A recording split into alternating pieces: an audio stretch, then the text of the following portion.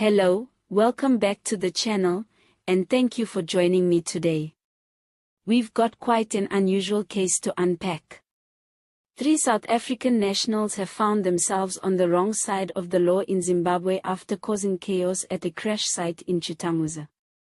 This incident has attracted plenty of attention not only because of the disruption itself but also because it raises questions about how foreign nationals conduct themselves when they cross borders. Please listen till the end of this news update so you can hear the sources and try to verify everything for yourself. And before we dive in fully, make sure to hit the subscribe button and turn on notifications so you never miss updates like this. Now, let's get into it. According to reports, the 3 South Africans were at the scene of a road accident in Chitungwiza, a town just outside Harare. Instead of assisting or keeping order, the men are said to have interfered with the crash scene and stirred up disorder among bystanders. This disruption made it difficult for authorities to manage the site, control traffic, and most importantly, provide urgent help to those affected by the accident. Because of their behavior, police officers had no choice but to intervene, leading to the arrest of the 3 individuals. Once taken into custody, they were charged and later fined by a Zimbabwean court. The fine served as both punishment and a warning to others about the importance of respecting the law when you are in another country.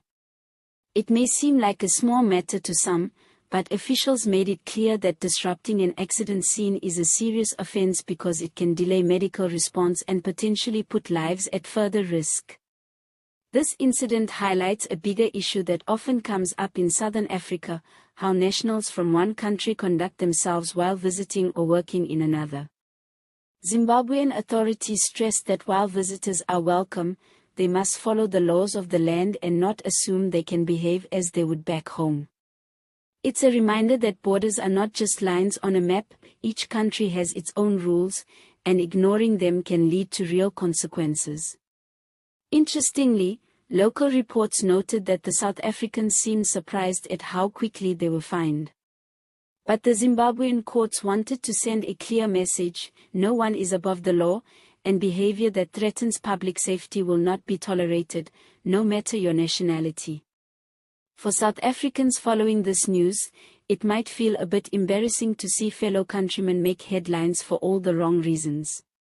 The relationship between South Africa and Zimbabwe is already under strain in many ways, with ongoing debates about migration, trade, and border control.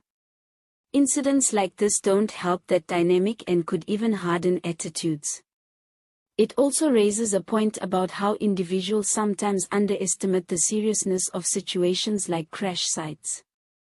In many communities, when an accident happens, bystanders often rush in, sometimes to help, but other times simply out of curiosity. This can create more danger than assistance, as police and paramedics struggle to work through crowds. In Zimbabwe, just like in South Africa, tampering with or disturbing an active crash scene is against the law, and this case serves as a reminder of why. Another element worth noting is how fines were used instead of jail sentences. Some critics might say that fines are too light and won't deter others. But Zimbabwean officials appeared to have wanted to resolve the matter quickly without straining diplomatic ties, while still making sure justice was served. For the 3 South Africans, the fine is likely a costly lesson in the importance of respecting laws abroad. Many people online have reacted to this case with mixed views. Some feel it's a small incident being blown out of proportion, while others argue it highlights a recurring problem of arrogance when South Africans travel to neighboring countries. Comments suggest that this behavior damages the image of South Africa in the region, especially when it involves recklessness or disregard for authority. It also opens up a broader conversation about regional integration and respect. Southern African countries share close cultural and economic ties, but these relationships only work if people uphold mutual respect and lawfulness. One reckless moment can create lasting resentment. And in this case, the timing couldn't be worse, given ongoing tensions around cross-border issues. Now, let's pause here for a moment. If you haven't already subscribed, please do so and make sure you hit that notification bell so you can keep updated with news like this. We bring you the latest in a way that's clear, fair, and straight to the point.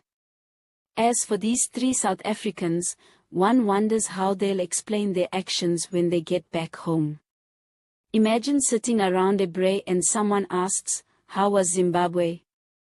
And your response is, "Well, I had to pay a fine for causing chaos at a crash site." Not exactly the kind of travel memory you'd want to brag about. It's a funny but also serious reminder that when you cross borders, you leave behind not just your comfort zone but also the legal protections you're used to at home. Other countries won't bend their rules just because you're a visitor. Instead, you're expected to adjust and respect how things are done there. Some community leaders have used this case to urge South Africans to always be mindful when traveling in the region. Whether it's in Zimbabwe, Botswana, or Mozambique, the laws are there to protect people, not to be ignored. And as we've seen, disrespecting them can end up being both costly and embarrassing. Before we close off, let's just add a bit of humor. You know how South Africans love to complain about e-tolls and traffic fines? Well, at least those fines don't require you to go all the way to Zimbabwe to pay them. Hopefully, these three gents will think twice before acting recklessly again. If not, they may just become experts at collecting fines in more than one country, and that's not a skill anyone wants on their CV. All images used in this video are for illustration purposes only. The news sources for this report are Times Live, Newsday Zimbabwe, and the Herald Zimbabwe.